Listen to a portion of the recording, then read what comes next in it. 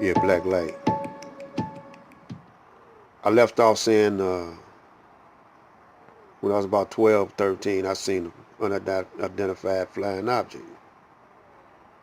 I was cutting the grass when I was living over on the west side of Detroit on Wilderness Street, over near Finkel Avenue, Finkel, Dexter, Linwood,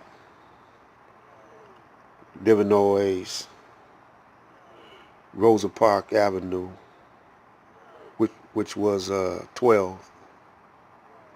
They changed the name to Rosa Park. All over in that area. I was cutting grass in front of my house. 12 years old. I had a push mower, a push lawnmower. Didn't have no electricity or no electric lawnmower. We had electricity, but we didn't have an electric lawnmower back then. They had them, but my old man was a cheapskate. He was trying to build me up anyway.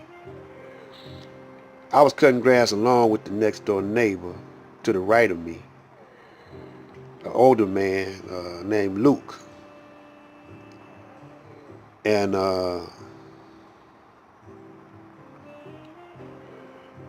happened to look up into the southwestern skies to my left, in front of me. I seen this hovering object. It was a distance away. It wasn't up close. And this object, it was a sunny day, and the sun was reflecting off of it. You could see it shining. And I stood there for a while, and Luke didn't notice it. My next door neighbor, older guy.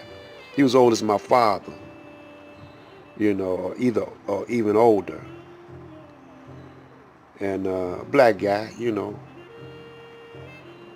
And I stood there watching as this flying object, started doing tricks. Like I'm gonna use this pencil as a let's see, I'm gonna use this pencil as an illustration. What it did. It was hovering like this for a minute as I stand there watching it. Then it dropped down, then dropped up, went to sideways real fast. This way, that way, real fast. While it was doing these tricks, whatever, going up and down, around. But it was basically in that same spot, just doing tricks, dropping, going up, juke, like that. I said, Luke, check it out, man. And I pointed at it, and it really started doing tricks. Doing this and that, but it wouldn't leave that spot. And I said, you see that? Luke said, yeah, I see it. But he was reluctant to say he even seen it, saw it. And so he, didn't stay there. He finished cutting the grass. I'm still there watching. And I said maybe about 2 or 3 minutes later, it just zoop, went out of sight. I felt like it was signaling me for something. Now, I wasn't a fruit back in them days. I was a fruit, but I wasn't participating. Y'all know my story. I think some of y'all do. I reiterated on a later video. But later on, I was singing. I'm a musician, a vocalist at that time. I didn't play the drums, but I had a vocal group with a band, and we were coming from band practice, and we was at the bus stop. And where we were practicing at, I seen a flying object. This time it was close. It was maybe a half a block away, flying real low, like maybe about high as the street lights, hovering over the building that we were practicing at. And there was several band members with me. And I said, brothers, check it out. Do y'all see what I see? They said, no. So it was just for me to see that time,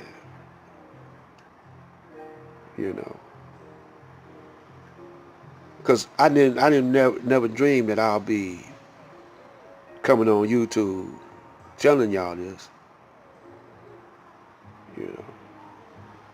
So I was inspired to do what I'm doing. Even though I ain't got a lot of knowledge, you know, of ancient times like some of our scholars do, I know that what I've studied of the Honorable Elijah Muhammad, he said, when you speak in the past, present, and future tense, or the past, future, present tense. And our brothers is so busy looking in the past. Some of our brothers are so busy looking in the future. But ain't nobody looking at what's happening now. Too much. It's brothers that's doing it. But I bet you we're a minority. So in the next couple of videos, we're going to lay down some supreme wisdom, possibly to unite our people. Black light.